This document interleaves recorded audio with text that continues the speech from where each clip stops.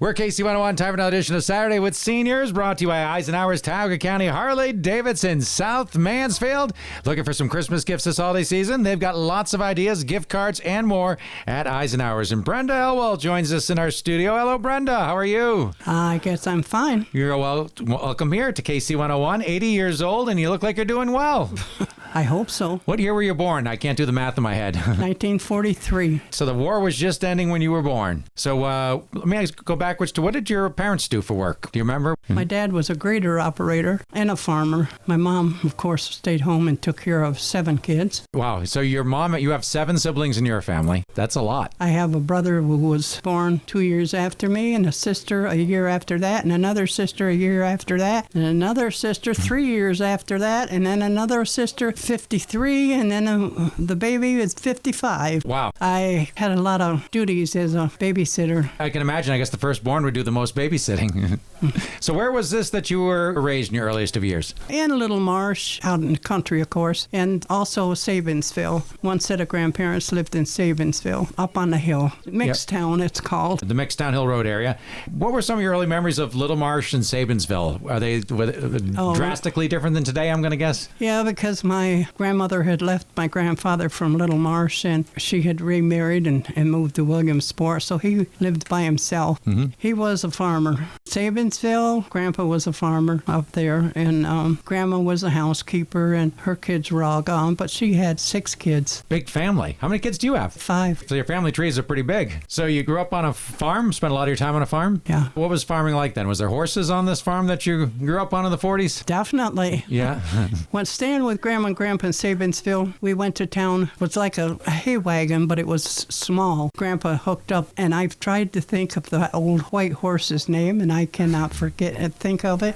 But that's what we went to town. We went down to Sabinsville. The horses pulled you on a wagon into town. Yep, and we went down to Sabinsville. Going towards Gaines, there's a marshy area just outside of Sabinsville. And there was an old woman that lived there, so we would stop and see if she needed anything from town. Grandpa would take her list and the list that Grandma had and go down to Balmick's store. One time I was looking at the display case. They had a big display case in the front of the store, and there was a box of ladies' hankies, and I showed them to Grandpa. But when we got back at the house, there was that box of hankies, and I still have 2 of them. Wow. Yes. Little things made you happy back then, I guess. Of course. Yeah. I mean, we didn't have that. She's pointing her hand like she's got a modern phone.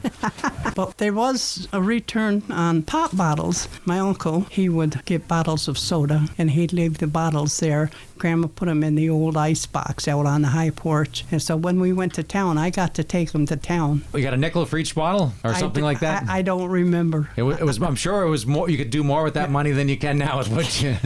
It probably only was a penny, too. But that's what we did. We went to town. Plus, I went to the barn, and we did the chores. So Balmick's, was it Balmick's? Is that how you say the name of the store that you went to? Balmick's, yeah. Was that a general type store with groceries or what? And we're talking Sabinsville, the old, that's still there, right? The building itself is there. Balmick's store isn't still there. They've cleaned that lot all off and just recently mowed it. But Bonham's store was right on 49. That store is still there. I was going to say, I was 5 at the time when we were moved off from there and moved to Short Hill Road, Little Marsh, up on top. At the farm there, Grandma and Grandpa moved in an apartment downtown. So we moved in the house on the farm in Little Marsh. And you learned a lot. Back then, everybody had chores. The kids did real work. It's like when I was talking to you earlier about driving a team of horses. Yeah.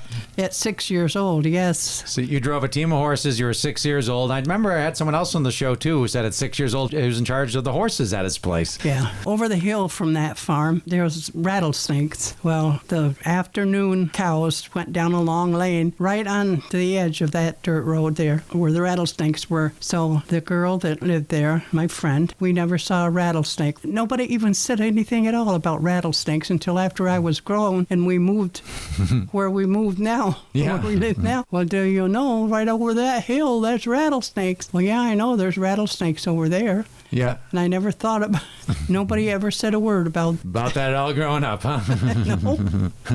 So tell me, when you went to the grocery store, what were grocery stores like back in those days? Old pine wood boards and stuff on the floor? And do you have memories of what it was like going to the grocery store? Balmick's store was really neat. It had a butcher shop on the one end of it. You went downstairs for shoes, boots, jeans, and all that. And the upstairs, of course, there wasn't many different things that they had in tin cans, though, because everybody canned their own stuff. This is back in 1948. Mm-hmm. A lot more people canned stuff then, and instead of buying it that way in a can. Yeah. Any way you could save money, you saved money. Yeah. So the farm in Little Marsh that we moved to, the barn burnt. Were you living there when the barn burnt? Yeah.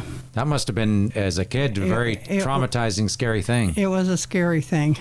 So we moved back on the farm, and we took the cows, Dad did, back on the farm in Sabinsville. But then you could get a hired man, but if he knew anything, which most of them did, he could do whatever had to be done, and Dad could do something else. Well, that's when he started running Grader. And then my mother's dad, that lived outside of Sabinsville, there where she grew up, we moved back over there. We didn't have a big dairy there. We had 2 milk cows. One milk cow was totally to raise calves for meat. The other one was milk and butter and cheese. A 2-cow farm. Yeah, and we had a big pig pen. We had a big chicken coop. We had a big old ugly white rooster. He was so bad. He didn't live very long. I kicked him one day, and that one ended his life. Ma was really upset. Now they're not fertile eggs, so you can't set a hen. Did a little chicken kicking. Not a good idea. No. Wow. So you talked about the ice box earlier. Did the iceman come and deliver, and where'd the ice come from? No, she didn't use the ice box. Oh, okay. No, we had electricity in the house, and yeah, she had Not everybody had electricity in that time period in the late 40s. She didn't, probably back when she was growing her kids up. Yeah. Because the ice box just sat out there on the porch empty. Yeah. Now, houses back in that day also really didn't have closets. They had wardrobes because people didn't have nearly as much clothing as they do now. Do you remember when you were a kid, you probably had a few pairs of shoes, or you ripped your clothes? It wasn't fun to tell Mom, probably. Well, the farm in Sabinsville, that was built by a local guy, and it had closets. Oh, all right. So you had, I found a lot of houses around here. There's no closets in a house that's more than 80 years old. Yeah. Grandpa's house in Little Marsh, that had an open attic. That's where stuff was stored, and you had dressers. One closet at the end of a hallway. You came up the stairs. The hallway went this way. There was a bedroom here, and a bedroom here. The attic room here. The closet was at the end of the first 2, and it was close to the size of this room. Wow. Okay, my studio is about whatever it is, 12 by 18 feet, maybe, if that. Yeah. You know, it could have been another room almost. Another bedroom. Yeah. So what did you do for fun when you were a kid? There was no TV when you were a kid. There was radio, I guess, right? And maybe a record player. But tell me about what was it if we did for fun. There was no time for fun. It was always chores. We were outdoors most of the time. The creek ran from the house from here to that house over there behind the house and behind the barn, so that the cattle had drinking water. But there was we called it the deep hole, because 10 or 12 years old, the water came up to your bottom in there. We used to take the sap pans where we made the maple syrup. The buckets that you had in the trees? The pans you boiled it in. Okay. There's about that tall and 4 feet by a foot she's showing us here. Pretty good size. And we'd put them over the deep hole with poles. We were going down the river. Of course, you could get around the bed because the water's still a little deeper. You made your own boat out of a pan to boil sap. Yeah. And my dad, he worked for a downstate guy. Mr. Cope was his name. But he contracted to the Pennsylvania Department of Transportation. So Dad was out in the wintertime plowing snow on the roads or whatever. He also made a pond up back behind the orchard. It was a swampy area up there. So he made a pond about 3 times the size of this. And we would wade in that and sit in that and take our boat up there and pole around.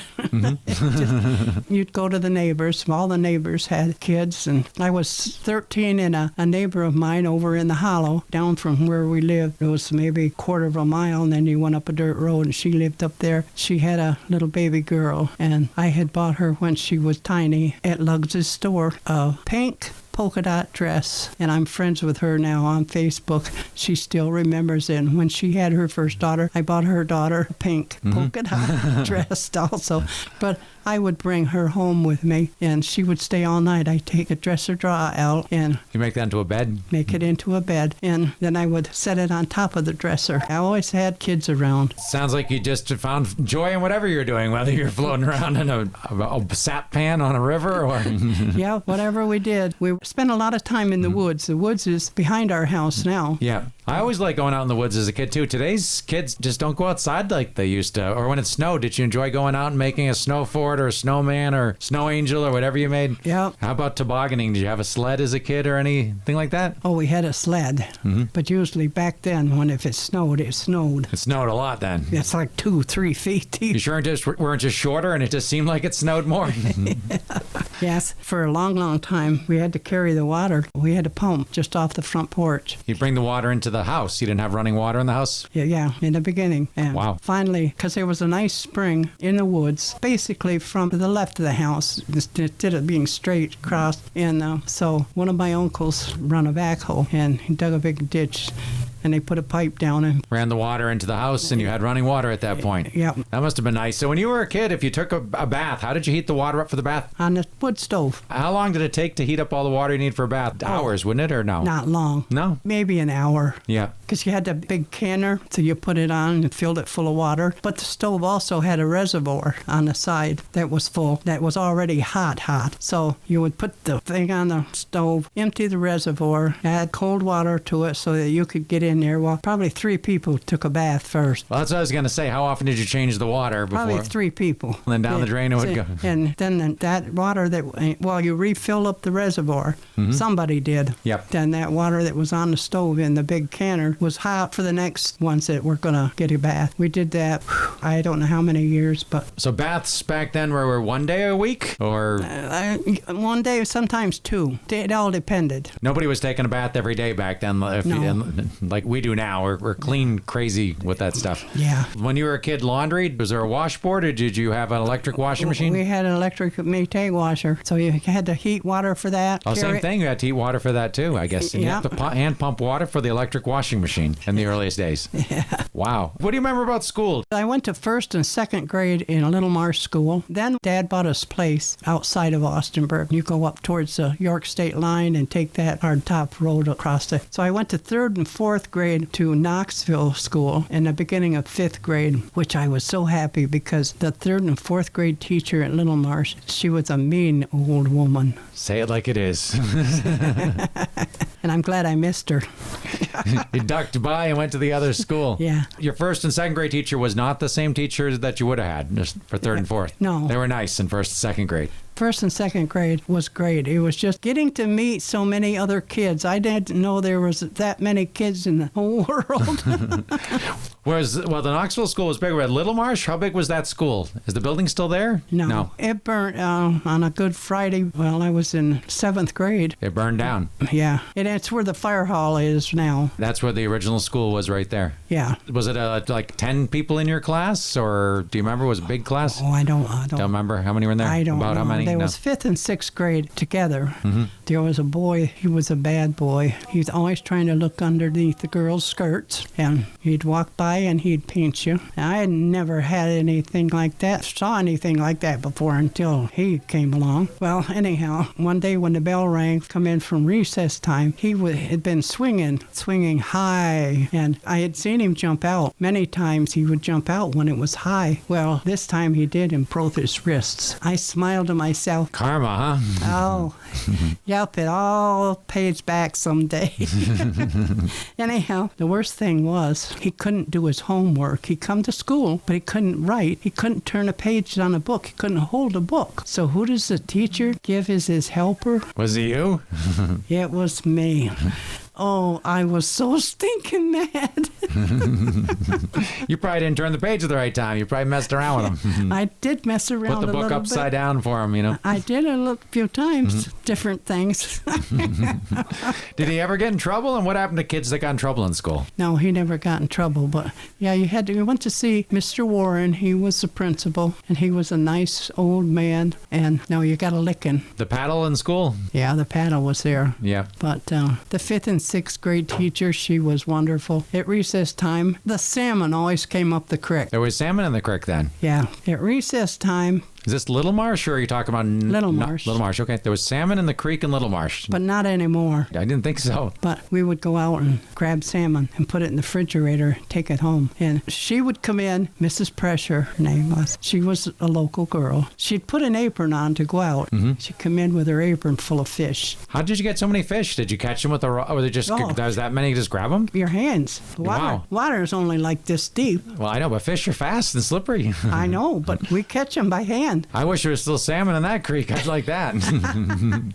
Did you eat salmon when you were a kid a lot? Oh, yeah. I used to eat crawdads. You could catch enough of those, too, to... Yeah, and my boys did, too. And when, before he was born, because he was born after we moved across the road up next to the woods. Your son that brought you here, Chad. Yeah. The kids would take a washed-out coffee can, a tin one, and fill it full of water, and they'd have, I don't know how many, but, there ain't much meat in a creek crawdad anyhow. Mm-hmm. Like a really small shrimp worth of meat. Yes, pinchers aren't very big. But they would build a fire down the backyard and put some water in it and put them crawdads in it and eat the pinchers. Yeah. Well, this has been a lot of fun. I'm looking at the clock. We're running out of time. Will you be able to come back and join us next week, I hope, so we can talk some more? Well, I was going to say, yeah, I'll have to get somebody to bring me here. Okay. Well, we'll see you next week here on Saturday with Seniors. You've been listening to Saturday with Seniors, brought to you by Eisenhower's, Tioga County Harley-Davidson, South Mansfield on Old Route 15. Don't forget Eisenhower's for your winter storage, and ask about their free winter storage option when you spend $899 or more on service, parts, and labor. Also, keep them in mind for your holiday shopping at Eisenhower's, Tioga County Harley-Davidson. And if you're looking to sell your motorcycle, they buy used motorcycles there as well. If you missed any of today's episode, go to our YouTube channel or just search Saturday with Seniors on YouTube, and you will find that we have close to 80 programs on our YouTube channel to watch or listen to that include residents from our